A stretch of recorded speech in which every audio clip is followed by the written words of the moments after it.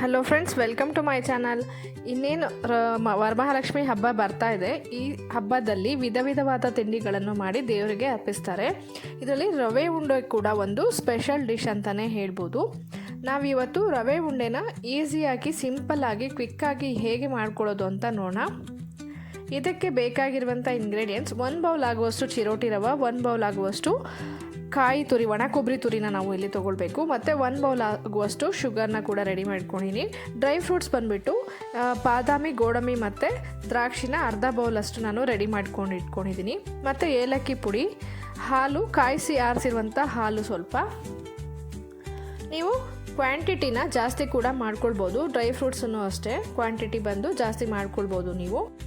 ಈಗ ಒಂದು ಪ್ಯಾನ್ನ ಸ್ಟವ್ ಮೇಲೆ ಇಟ್ಕೊಂಡ್ಬಿಟ್ಟು 2ರಿಂದ 3 ಸ್ಪೂನ್ ಆಗುವಷ್ಟು ತುಪ್ಪನ ಹಾಕೋಣ.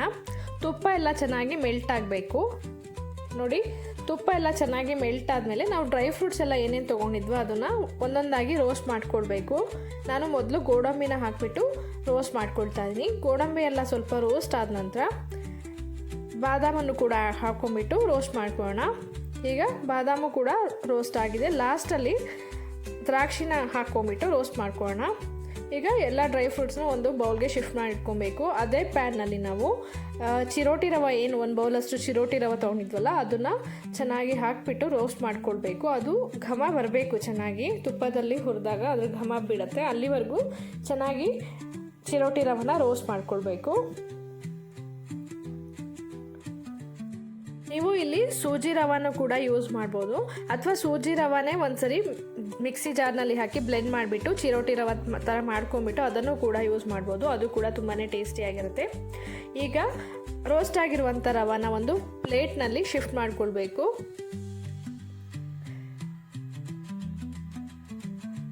ಈಗ ಅದೇ ಪ್ಯಾನ್ನಲ್ಲಿನೇ ತುರಿದಿಟ್ಕೊಂಡಿರುವಂಥ ತೆಂಗಿನಕಾಯಿ, ಒಣ ಕೊಬ್ಬರಿ ತುರಿಯನ್ನು ಕೂಡ ಹಾಕಿಬಿಟ್ಟು ನಾವು ಒಂದು 30 ಸೆಕೆಂಡ್ ರೋಸ್ಟ್ ಮಾಡಿಕೊಂಡ್ರೆ ಸಾಕು. ತುಂಬ ಜಾಸ್ತಿ ರೋಸ್ಟ್ ಮಾಡೋಕ್ಕೆ ಹೋಗಬೇಡಿ, ಅದು ತುಂಬ ಡ್ರೈ ಅನಿಸುತ್ತೆ.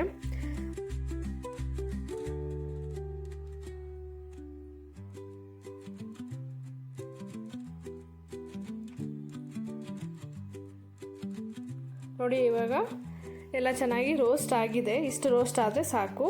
ಇವಾಗ ಅದೇ ಪ್ಲೇಟ್ಗೆ ರವೆ ಯಾವ ಪ್ಲೇಟಲ್ಲಿ ಶಿಫ್ಟ್ ಮಾಡಿದ್ವಲ್ಲ ಅದೇ ಪ್ಲೇಟ್ಗೆ ಕಾಯಿ ತುರಿನೂ ಕೂಡ ಶಿಫ್ಟ್ ಮಾಡ್ಕೊಂಬೇಡ. ಒಣ ಕೊಬ್ಬರಿ ತುರಿಯನ್ನು ಕೂಡ ಶಿಫ್ಟ್ ಮಾಡ್ಕೊಳ್ಳಿ. ಈಗ 1 ಬೌಲಷ್ಟು ಶುಗರ್ನ ನಾವು ರೆಡಿ ಮಾಡ್ಕೊಂಡಿದ್ವಲ್ಲ ಅದನ್ನು ಚೆನ್ನಾಗಿ ಬ್ಲೆಂಡ್ ಮಾಡಿಬಿಟ್ಟು ಹಾಕ್ಕೊಳ್ಬೇಕು. ನೋಡಿ, 1 ಬೌಲಷ್ಟು ಶುಗರ್ನ ಹಾಕ್ಕೊಳ್ತಾ ಇದ್ದೀನಿ. ಒಂದು ಮಿಕ್ಸಿ ಜಾರ್ನಲ್ಲಿ ಬ್ಲೆಂಡ್ ಮಾಡಿಬಿಟ್ಟು ಹಾಕ್ಕೊಂಡ್ರೆ ಅದಕ್ಕೆ ಚೆನ್ನಾಗಿ ಹೊಂದ್ಕೊಳ್ಳುತ್ತೆ ಎಲ್ಲ ಇಂಗ್ರೀಡಿಯೆಂಟ್ಸ್ ಜೊತೆ. ನಾನು ತೋರಿಸಿರುವಂಥ ಮೆಷರ್ಮೆಂಟ್ಗೆ 1 ಕಪ್ಪಷ್ಟು ಶುಗರು ಕರೆಕ್ಟಾಗಿ ಸೂಟ್ ಆಗುತ್ತೆ. ಇವಾಗ 1 ಸ್ಪೂನಷ್ಟು ಏಲಕ್ಕಿ ಪುಡಿನೂ ಕೂಡ ಹಾಕೋಣ. ಏಲಕ್ಕಿ ಪುಡಿ ಇಲ್ಲ ಅಂತ ಹೇಳಿದ್ರೆ ನೀವು ಇಡೀ ಏಲಕ್ಕಿನೇ ಶುಗರ್ನ ಬ್ಲೆಂಡ್ ಮಾಡ್ತಿರಲ್ಲ ಆವಾಗ ಮಿಕ್ಸರ್ ಜಾರ್ನಲ್ಲಿ ಹಾಕಿಬಿಟ್ಟು ಬ್ಲೆಂಡ್ ಮಾಡಿ ಹಾಕ್ಕೊಳ್ಬೋದು. ನೋಡಿ, ಎಲ್ಲ ಇಂಗ್ರೀಡಿಯೆಂಟ್ಸು ಹಾಕಾದ್ಮೇಲೆ ಈ ರೀತಿ ಚೆನ್ನಾಗಿ ಮಿಕ್ಸ್ ಮಾಡ್ಕೊಳ್ಬೇಕು. ಈಗ ಡ್ರೈ ಫ್ರೂಟ್ಸನ್ನು ಕೂಡ ರೋಸ್ಟ್ ಮಾಡ್ಕೊಂಡಿದ್ವಲ್ಲ ಅದನ್ನು ಕೂಡ ಹಾಕಿಬಿಟ್ಟು ಎಲ್ಲ ಇಂಗ್ರೀಡಿಯೆಂಟ್ಸು ಚೆನ್ನಾಗಿ ಒಂದಕ್ಕೊಂದು ಹೊಂದ್ಕೊಳ್ಬೇಕು. ಅಲ್ಲಿವರೆಗೂ ಚೆನ್ನಾಗಿ ಮಿಕ್ಸ್ ಮಾಡ್ಕೊಳ್ಳಿ. ನೀವು ಎಷ್ಟು ಚೆನ್ನಾಗಿ ಮಿಕ್ಸ್ ಮಾಡ್ತೀರೋ ಅಷ್ಟು ಚೆನ್ನಾಗಿ ಟೇಸ್ಟಿಯಾಗಿ ಬರುತ್ತೆ. ಎಲ್ಲ ಇಂಗ್ರೀಡಿಯೆಂಟ್ಸು ಕೂಡ ಒಂದಕ್ಕೊಂದು ಚೆನ್ನಾಗಿ ಹೊಂದ್ಕೊಳ್ಳುತ್ತೆ. ಅವಾಗ ಬರೀ ಸ್ಪೂನಲ್ಲಷ್ಟೇ ಅಲ್ಲದೆ ಕೈಯಲ್ಲೂ ಕೂಡ ನೀವು ಮಿಕ್ಸ್ ಮಾಡ್ಕೊಳ್ಬೇಕು. ಆವಾಗ ಚೆನ್ನಾಗಿ ಎಲ್ಲ ಇಂಗ್ರೀಡಿಯೆಂಟ್ಸು ಚೆನ್ನಾಗಿ ಹೊಂದ್ಕೊಳ್ಳುತ್ತೆ.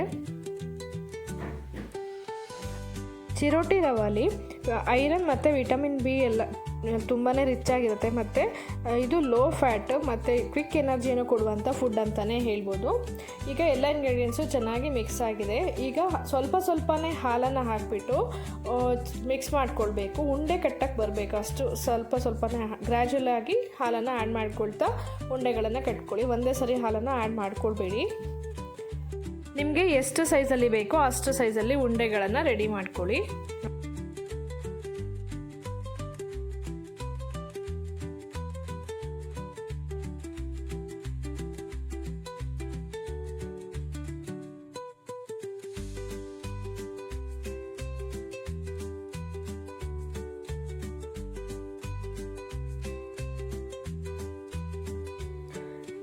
ನೋಡಿ ಈಗ ಉಂಡೆಗಳೆಲ್ಲ ಕಂಪ್ಲೀಟಾಗಿ ರೆಡಿಯಾಗಿದೆ.